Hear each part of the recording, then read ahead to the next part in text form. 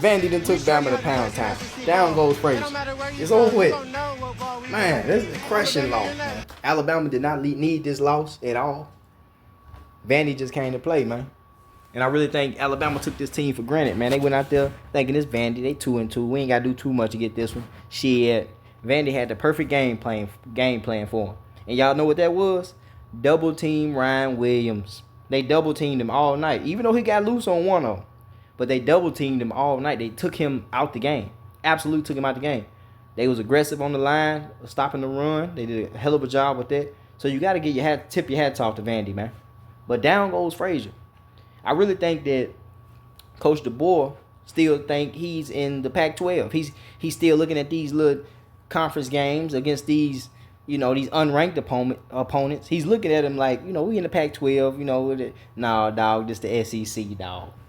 This the SEC. This is not the Pac-12. You got to bring it every single night. You got to play like it's the playoff, like it's a playoff game every single night. Because when you the best of the best, when you Alabama football, everybody plays you at their best. Everybody gonna bring their best game to the table.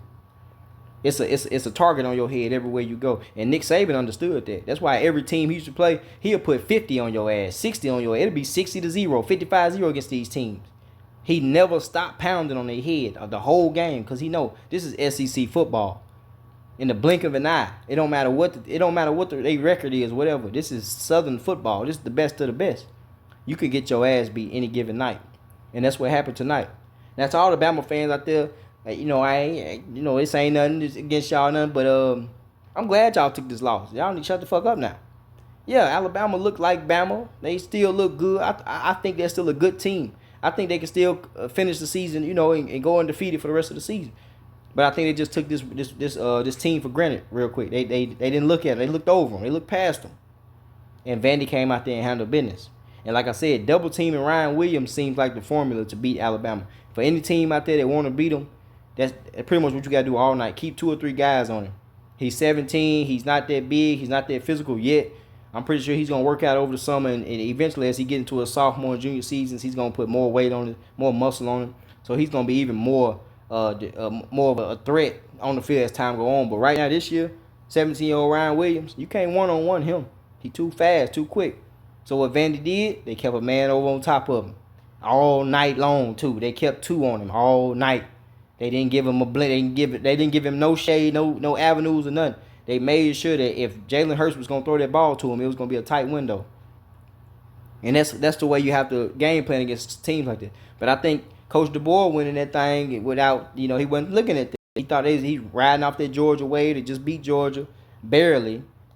But I think he just took this one for granted.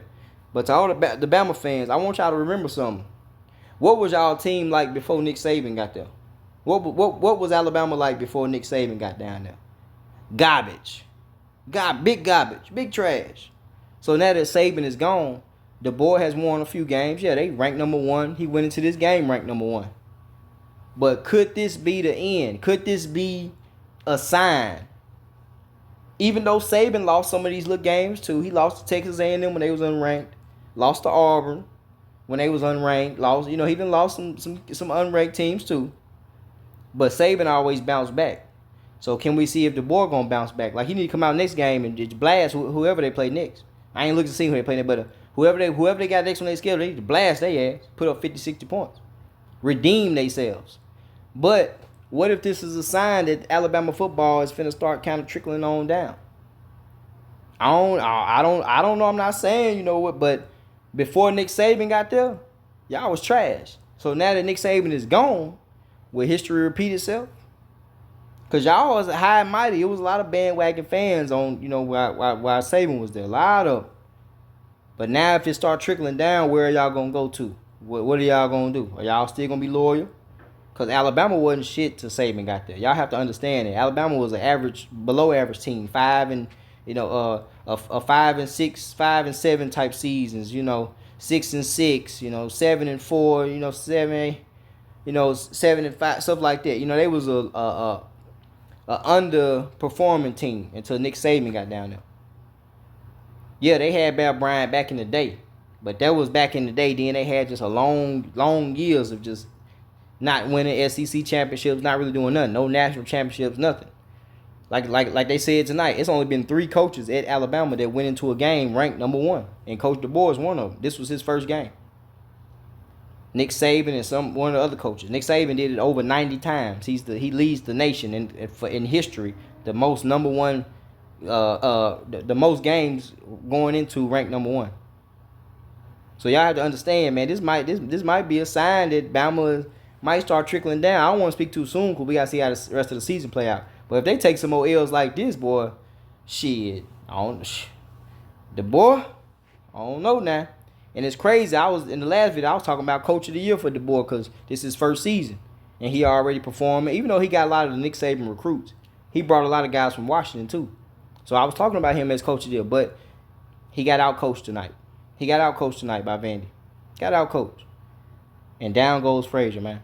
So now this college football thing, this is why I love college football, man. Shit is up for grabs now. That number 1 spot up for grabs. I really see if Miami can handle Cal tonight, Miami gonna take that number 1 spot or somewhere. It's gonna be Texas up there. You got your Texas, Penn State. They still undefeated. So I mean, hey, it's up for grabs now. Down goes Frazier, man. Shout out to them Auburn Tigers. Y'all took another L tonight. Y'all still ain't shit. Coach Freeze, I don't know what the hell going on with y'all. But at the end of the day, we fuck around and still can beat Bama this year. But we gonna see. We gonna see what happens. But down goes Frazier, man. Sean G, man. Y'all hit that subscribe button, hit that like button, man. We out of here.